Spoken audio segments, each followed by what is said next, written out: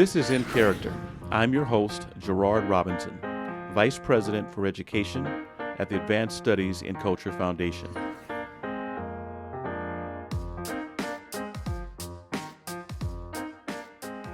Hello, this is Gerard Robinson. I am the host of In Character, and today I'm joined by Andrea from California by way of Washington. She was a part of a really good group conversation where we talked about parents and schools and really building a community. So we're going to have a deeper conversation with her tonight. So Andrea, welcome back. It's great to be here, Gerard. Thanks for having me. So for those who have yet to watch or listen to the group conversation, tell me about who is Andrea.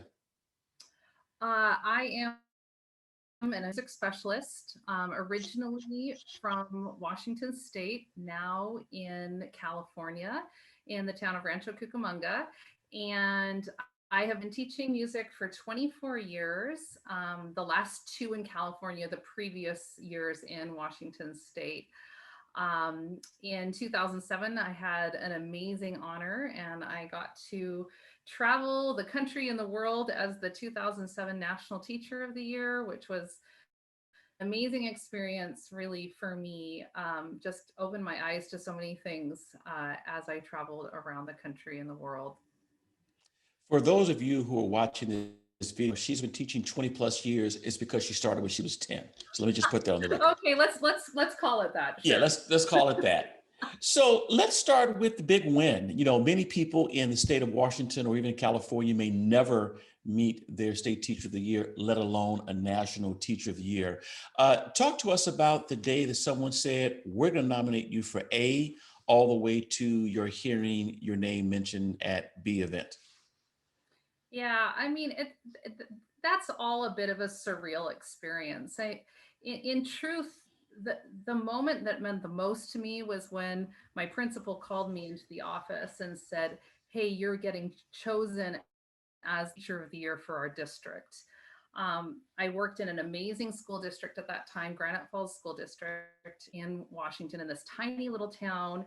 And I worked with some amazing teachers and some amazing faculty, and it was such an honor to even be chosen to represent those people. Every step after that just felt a little more I don't know, just a little more surreal. And truthfully, I was pregnant with our first child through all of it. And Okay. so it was one of those things where in retrospect, I think that was it was a blessing because nothing about becoming teacher of the year became too big to me because nothing was bigger than giving birth to my first child. So I think it helped me keep things in perspective, and it really reminded me as you go through all these levels, you just start to realize that you are just a voice for so many amazing teachers that are out there. And that was the biggest privilege, was to be able just to go and travel around and tell my story and tell, more importantly, the stories of the teachers and the students and the families that I work with.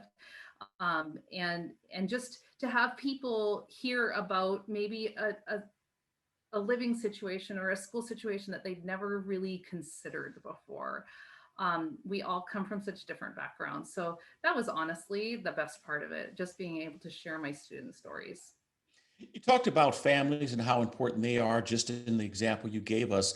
So for those of us who want to know more about strategies or what can we do to create stronger bonds between families, schools, and educators? Yeah, I think it all starts with um, just giving grace in every situation. Um, I I talked a little bit in the larger group about how naive I was when I was younger, um, making assumptions about families that I interacted with. I started in this really tiny town in Granite Falls, and um, I remember one of my first days. It was just this very rural, out there in the middle of nowhere. And one of my first days, I was in the office for something, and a dad had come in and I had had some brief interaction with him before, and he said, hey, I want to show you something. And honest to God, he pulled out like a 2-gallon Ziploc bag and showed me a bear paw. And it had been on his front porch uh, the previous evening. He was coming in to explain why his children weren't going to be at school because they had been up all night dealing with this bear, and he had eventually dealt with the bear. And I just, I remember, I mean, I was this sort of city girl. I'd gone to the University of Washington. I was from Seattle, and I had not encountered anything like that in my life. Mm-hmm. And it was really eye-opening for me to say, hey, my students are living in a very different reality than anything I had ever experienced. That same family, I found out that the son every day after school went home and chopped wood for 2 hours. The daughter, who was, I mean, she was 9. Mom had passed away, and she was responsible for cooking dinner every night. And I think when I started to realize, hey, every one of my students has a story like these 2 children, and it's really important for me to understand why that boy might be falling asleep in class, or why that girl might not be able to focus. It was really important for me to say, there's a story behind every behavior, behind every everything you see in class. There is a reason, and a good reason, for why it's happening.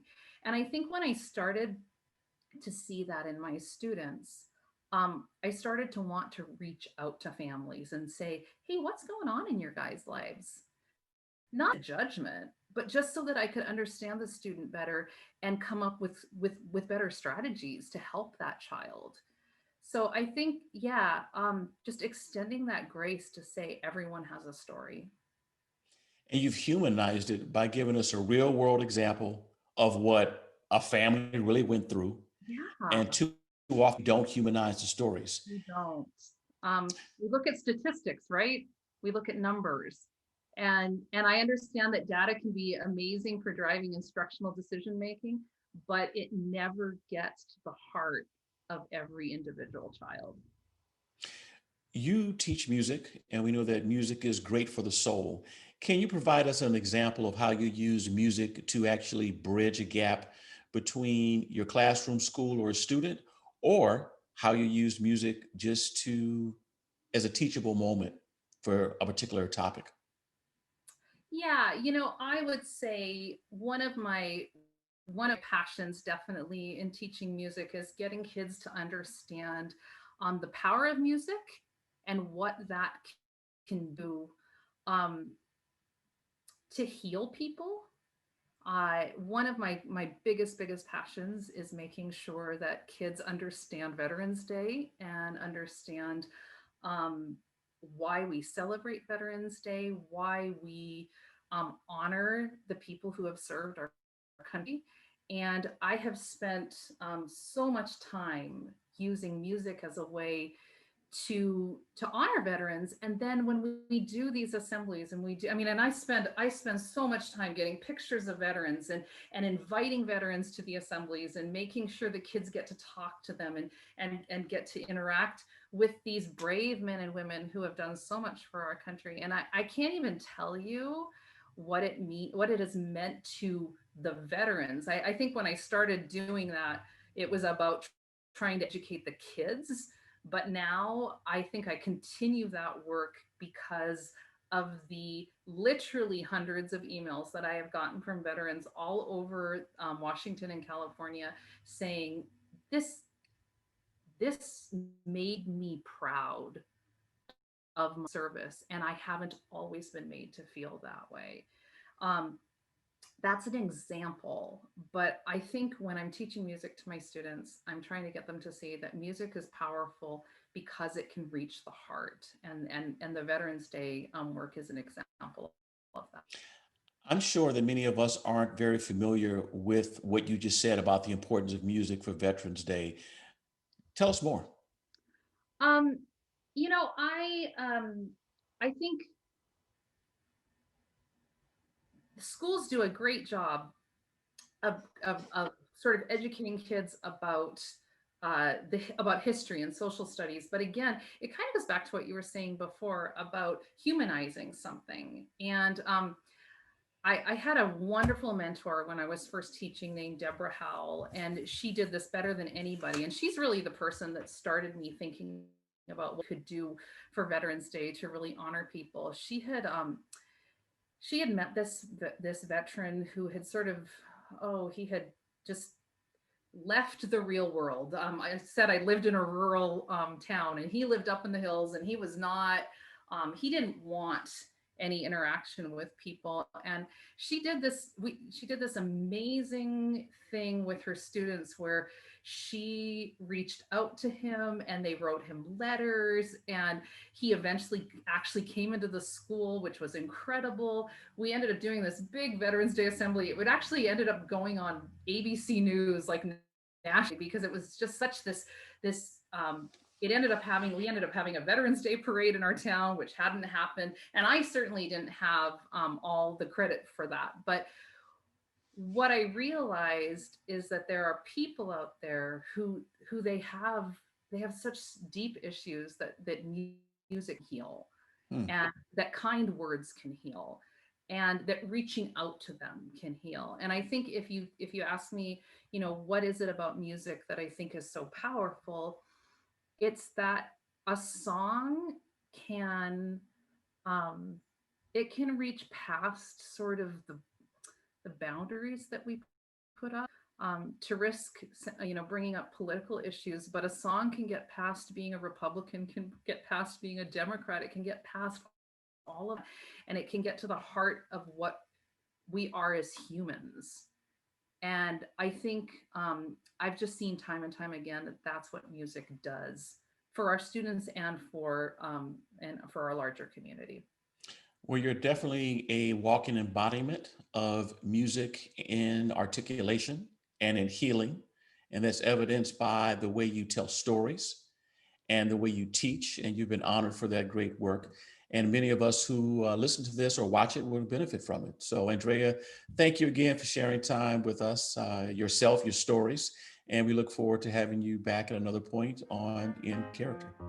Great. Thank you so much, Joe.